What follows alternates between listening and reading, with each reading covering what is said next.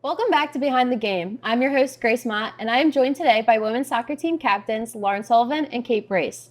This season for the Lady Griffins had a slow start, but the Griffins are now 2-0 in conference play after defeating Goldie Beacom University and Felician University. Their next match will be Saturday, September 27th against Caldwell. So now, Kate, Lauren, tell us a little about yourself.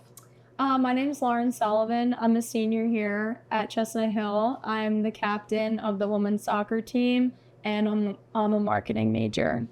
My name's Caitlin Brace. I'm also a senior captain on the soccer team, and my major is health sciences. Okay. First little question, how do you maintain the balance between lifts, practices, games, and then all your schoolwork? How does that really work? I would say it's definitely something you have to get used to, but I feel like in the fall when we're in season, with having so many lifts and practices and stuff, it makes me personally it makes me have my priorities set. I know when I have practice, when I have lifts, so I have these deadlines, so it makes it easier to get my work done and be on a set schedule. That whole consistency piece is a big part of how I get my stuff done.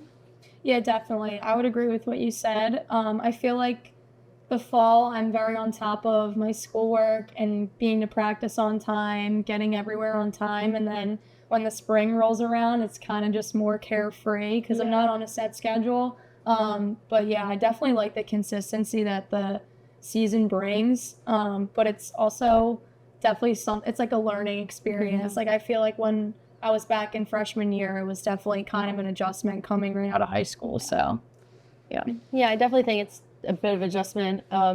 Even social life, maintaining that, going, hanging out with each other on the weekends, it's different. But how do you guys maintain that too?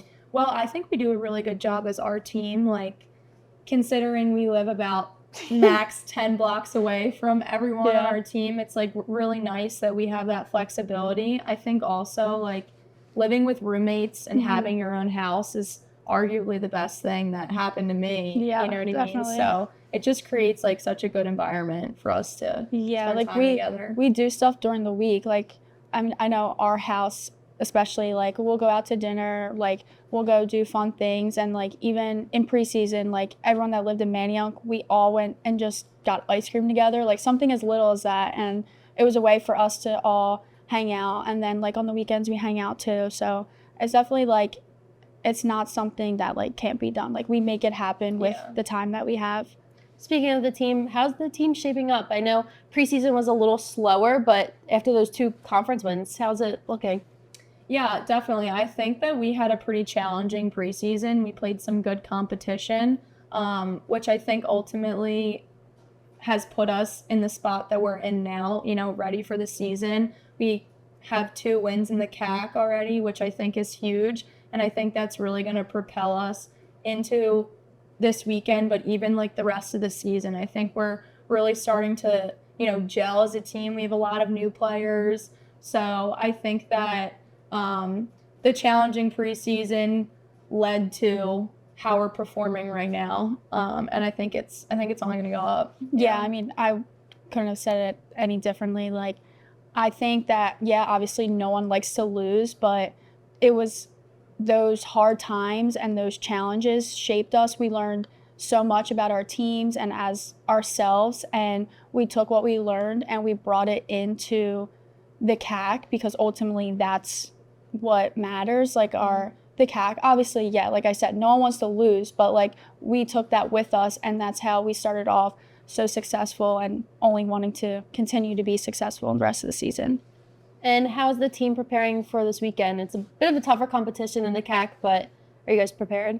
I would say definitely, yeah. We don't have a game today, which we would have usually. So we have a big break until Saturday. It's definitely a tougher opponent that we're going to be facing in the CAC. And I think that these few days leading up to it with just intense practices and everybody showing up ready to play will really help us prepare for Saturday. Yeah. Get a good result. I mean, you practice how you play. So we try and make that a big priority to make sure we're not just going through the motions at practices, because that's not helping anyone. You get better at practice, and as long as we just keep up the intensity, we're we're confident that we'll go into Saturday with hopefully end with a win.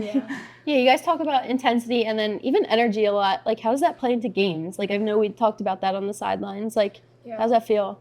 It's almost like I feel like a flip was switched from kind of the way we were approaching games during preseason and non-conference games, and then like as soon as we got into conference, it just felt like we all brought it. I mean, the Felician game, like, I think our bench was the loudest like I've ever heard it, and it was just, you can say it, but you know, when you're on the field and you hear your teammates cheering for you, like that little bit goes such a long way, and it makes you raise your level on the field. It really does. So I think there's a direct correlation there. Yeah.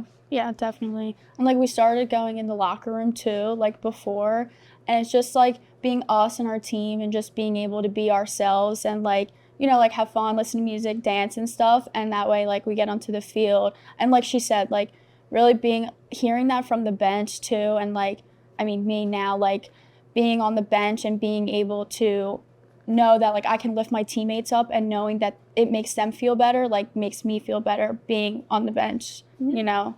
So yeah. Now, you both have torn your ACLs, Kate, yours being a little more recently.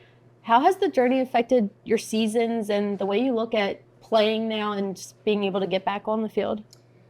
For me personally, I was kind of in a spot where I was like, oh, like it happened to so many girls I knew, so many girls I played with, but it was never going to be me kind of thing. Like I never really thought I was going to be the one to tear it, and I ended up tearing it in the championship game my freshman year, and it essentially felt like my world was literally crumbling before me. Like it's one of the hardest things to come back from, both physically but especially mentally as well. I learned so much about myself mentally, like the strength that I was able to endure and stuff. But coming back, you know, there's always that doubt. Am I gonna hurt myself again? Am I gonna re-tear?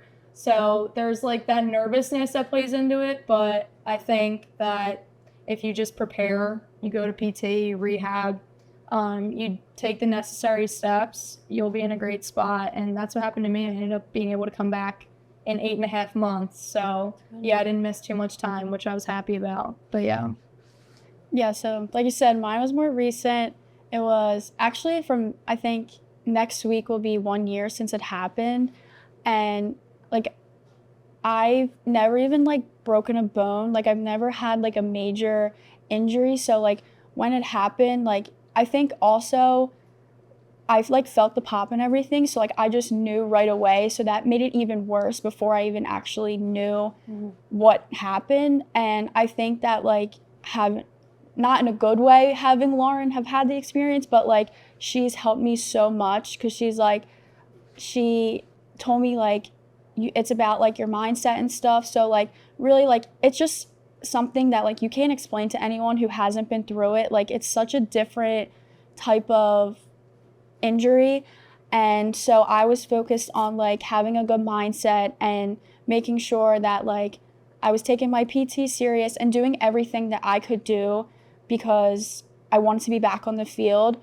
And I think the worst part, it wasn't even like there was things that like not even be able to put my sock on like after surgery. Like yeah, that stunk, but like just being on the sideline and not being able to be engaged with my team because it was 5 games in. So we had the whole rest of the season, and I just knew that like yeah, like I said, like not being able to be with my team, that was the worst part, and that made me realize like how much I love the sport because all I wanted to do was be back on the field, be with my teammates, and I just wanted to be able to make an impact being out, and that was hard. And like I said, like cheering, like being on the bench and cheering for them, like it brought me joy knowing that like I was helping them, and in a way like I was doing what I could to help them, and as long as I was helping them in a way, it made me happy. Yeah. Honestly though, like looking back, I would never say I'm grateful for something like that to happen, but looking back, like I just realizing who I was before and who I am after, like the growth that I've made, is like something I don't think that I would be where I am today if it honestly didn't happen. Yeah, So, that's a great point. Me Yeah. too. Like Yeah. I've learned so much about myself, and like I have such a different mindset like going into stuff that like you never know. Like the game before it was Jefferson. The game before like Goldie Beacom, like I was having a great season and like I was so happy. Like I worked so hard over the summer and I was playing good how I wanted to, and then just like in the snap of the fingers and it was just all over, and it was just like you can't just like dwell, like it happened, there's no going back, so it's all about how you pick yourself up and how you react to it. And yeah, so it was it was hard, but like now I'm 9 months out, like I just started doing contact again, and now I cannot wait to be like back on the field, and I don't know when that will be, and that's another thing, like just taking it day by day, because that's literally all you can do. Thinking about the future is the worst thing you could do. So Yeah. Well, we're definitely excited to get you back on that field. Yeah, definitely. Before we go, here's a quick update on the rest of the Griffins and their season. Men's soccer is 1-1 in conference as they lost to Felician on September 13th. They hope to bounce back this Saturday at Caldwell University. Sprint football lost to Army last weekend. They hope to also bounce back on Saturday against Caldwell. Women's tennis is 1-2 in conference. They play Goldie Beacom University today, September 24th. Cross country will compete again on October 3rd in Bethlehem. Men's golf will compete this Thursday, September 25th at Jefferson for a tri-quad match. And lastly, women's volleyball is 0-2 in conference play. They take the court again on October 1st at home.